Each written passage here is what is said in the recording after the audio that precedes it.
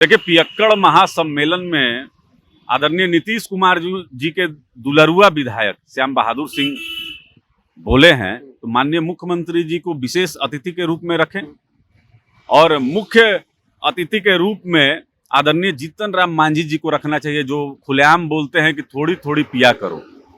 जो पार्टी खुलेआम ब्राह्मण समाज को गाली देता हो, जिसको जनता दल यूनाइटेड के विधायक कहते हो कि जीतन राम मांझी जी को हम लोग सीरियस नहीं लेते हैं, तो देखिए इनका नीति और सिद्धांत नहीं है।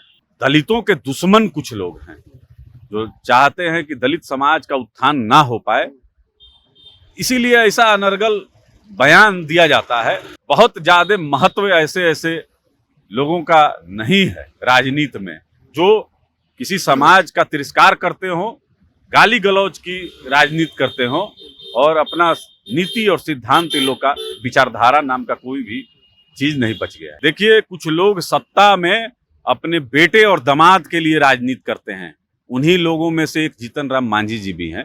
सीट का रेट बढ़ाने के लिए बंगाल हम अकेले लड़ेंगे, सीट का रेट बढ़ाने के लिए हम झारखंड अकेले लड़ेंगे, सीट का रेट बढ़ाने के लिए हम बिहार विधानसभा का चुनाव लड़ेंगे अकेले, उत्तर प्रदेश में अकेले लड़ेंगे सीट का रेट बढ़ाने के लिए। यहाँ हमको सीट नहीं मिल रहा था। नमस्कार, मेरा नाम पंकज है और आप जनता जंक्शन देख रहे हैं। बिहार में अभी सब कुछ ठीक नहीं चल रहा है। एनडीए के सभी घटक दल प्रेशर पॉलिटिक्स करने की कोशिश कर रहे हैं। इसमें कुछ सफल भी हो रहे हैं और कुछ असफल भी हो रही हैं। उसमें मैं बता दूं कि हिंदुस्तानी अवाम मोर्चा के प्रवक्ता है दानिश रिजवान, उन्होंने चिराग पासवान पे बड़ा आरोप लगाया है। उनका कहना है कि मुख्यमंत्री के खिलाफ वो इसलिए बोलते हैं कि जो एमएलसी चुनाव है उसकी टिकट का दाम बढ़ सके। हमारे साथ में है चंदन सिंह, राष्ट्रीय लोक जनशक्ति पार्टी रामविलास के प्रवक्ता हैं। चिराग पासवान मुख्यमंत्री को क्यों टारगेट कर रहे हैं? सिर्फ अपनी सीट का रेट बढ़ाने के लिए? देखिए, भारतीय जनता पार्टी के अनुकंपा पे बिहार के माननीय मुख्यमंत्री जी सत्ता में बने हुए हैं। इसके बयान पर हम रिएक्शन कर रहे हैं तो हमको समझ में नहीं आ रहा है।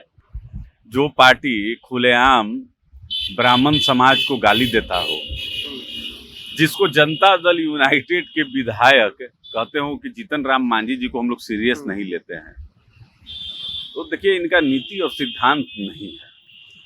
हमारे संस्थापक स्वर्गीय रामविलास पासवान जी भारत में दलितों के सबसे बड़े नेता थे। बाबा भीमराव अंबेडकर के बाद अगर कोई दूसरा अंबेडकर बना इस देश में तो हमारे स्वर्गीय संस्थापक आदरणीय रामविलास पासवान जी थे। बिहार के तमाम जिलों में हाहाकार और कोहराम मचा है जहरीली शराब से। लगातार लोग मर रहे हैं और कौन जा रहा है? हमारे नेता लोग। तो आरोप है कि आप लोग वही इसलिए जा रहे हैं कि सीट का पार्टी के राष्ट्रीय अध्यक्ष आदरणीय चिराग पासवान जी पीड़ित परिवारों के आंसू पोंछने का काम कर रहे हैं। देखिए, दलितों की पार्टी तो जीतन राम मांझी की भी है। बिहार के माननीय मुख्यमंत्री जी आदरणीय नीतीश कुमार जी हों, नेता प्रतिपक्ष तेजस्वी यादव जी हों, या जीतन राम मांझी जी हों या मुकेश सहनी जी हों, आप किसी नेता को नहीं देखिएगा कि बिहार में किसी भी दलित के दरवाजे पर इन्होंने जाकर आंसू पोंछने का काम किया है। तो लगातार जहरीली शराब से अगर कोई मर रहा है तो दलित समाज के लोग हैं, हम लोग लगातार आवाज उठा रहे हैं, लेकिन दलितों के दुश्मन कुछ लोग हैं जो चाहते हैं कि दलित समाज का उत्थान ना हो पाए, इसीलिए ऐसा अनर्गल बयान दिया जाता है। क्योंकि आदरणीय चिराग पासवान जी का ग्राफ जिस तरीके से बढ़ा है, हमारे आशीर्वाद यात्रा में पंकज जी लाखों की संख्या में भीड़ आ रही थी और 38 जिला में आदरणीय चिराग पासवान जी को सुनने के लिए नौजवान माताएं बहनें बुजुर्गों का जो आशीर्वाद हमको मिला, कहीं ना कहीं नीतीश कुमार जी और जनता दल यूनाइटेड के सहयोगी दलों को भी घबराहट हो गया है। तो ये लोग तिलमिलाए हुए हैं। अब तिलमिलाहट में ये लोग उल जलूल बयान दे रहे हैं। बहुत ज्यादा महत्व ऐसे लोगों का नहीं है राजनीति में, जो किसी समाज का तिरस्कार करते हो, गाली गलौज की राजनीति करते हो और अपना नीति और सिद्धांत इन लोग का विचारधारा नाम का कोई भी चीज नहीं बच गया है। अच्छा, हम एक और जेडीयू के पूर्व एमएलए हैं श्याम बहादुर सिंह, वो ठंड थोड़ी खत्म हुई तो उनका कहना है कि ठंड के बाद हम गांधी मैदान में पियक्कड़ महासम्मेलन करेंगे। तो आप पियक्कड़ महासम्मेलन में जाएंगे? देखिए, पियक्कड़ महासम्मेलन में आदरणीय नीतीश कुमार जी के दुलरुआ विधायक श्याम बहादुर सिंह बोले हैं, तो माननीय मुख्यमंत्री जी को विशेष अतिथि के रूप में रखें और मुख्य अतिथि के रूप में आदरणीय जीतन राम मांझी जी को रखना चाहिए, जो खुलेआम बोलते हैं कि थोड़ी थोड़ी पिया करो। तो बताइए समाज में क्या उदाहरण पेश कर रहे हैं ये लोग, और माननीय मुख्यमंत्री जी कोई एक्शन नहीं लेते हैं। रात दिन बिहार में हत्या और डकैती हो रहा है। आपने कल देखा किस तरीके से स्वर्ण व्यापारी के यहाँ बहुत बड़ी डकैती हुई। माननीय मुख्यमंत्री जी का एक भी शब्द आपने सुना? माननीय जीतन राम मांझी जी का एक भी शब्द सुना?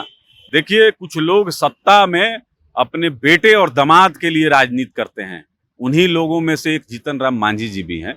बिहार के 13 करोड़ आवाम से दलित, शोषित और वंचितों के लिए यह लोग राजनीति नहीं करते हैं, बस अपने परिवार को किस तरीके से सत्ता की मलाई चटा सके उसी के लिए राजनीति करते हैं। अरे सच बात है कि नहीं? सीटों का जो है खेल चल रहा है अभी, तो सिर्फ अपना सीट का रेट बढ़ाने के लिए ही ना चिराग पासवान सभी जगह घूम रहे हैं। सीट का रेट बढ़ाने के लिए बंगाल हम अकेले लड़ेंगे, सीट का रेट बढ़ाने के लिए हम झारखंड अकेले लड़ेंगे, सीट का रेट बढ़ाने के लिए हम बिहार विधानसभा का चुनाव लड़ेंगे अकेले, उत्तर प्रदेश में अकेले लड़ेंगे सीट का रेट बढ़ाने के लिए। यहाँ हमको सीट नहीं मिल रहा था। जितना सीट मिल रहा था उसमें से 12 गो हमारे विधायक होते, 2 गो यहाँ मंत्री होते, केंद्र में आदरणीय चिराग पासवान जी मंत्री होते, राज्यसभा की 1 सीट होती। तो राजनीति सत्ता के लिए चिराग पासवान नहीं करते हैं, राजनीति सत्ता के लिए आदरणीय जीतन राम मांझी करते हैं, आदरणीय नीतीश कुमार जी करते हैं, मुकेश सहनी करते हैं। ब्लैकमेल की राजनीति ये लोग करते हैं, लेकिन चिराग पासवान जी त्याग की राजनीति करते हैं। बिहार के 13 करोड़ आवाम को बिहार फर्स्ट और बिहारी फर्स्ट बनाने के लिए करते हैं। रात दिन बिहार में घर घर जा रहे हैं जहां किसी के साथ अत्याचार हुआ है।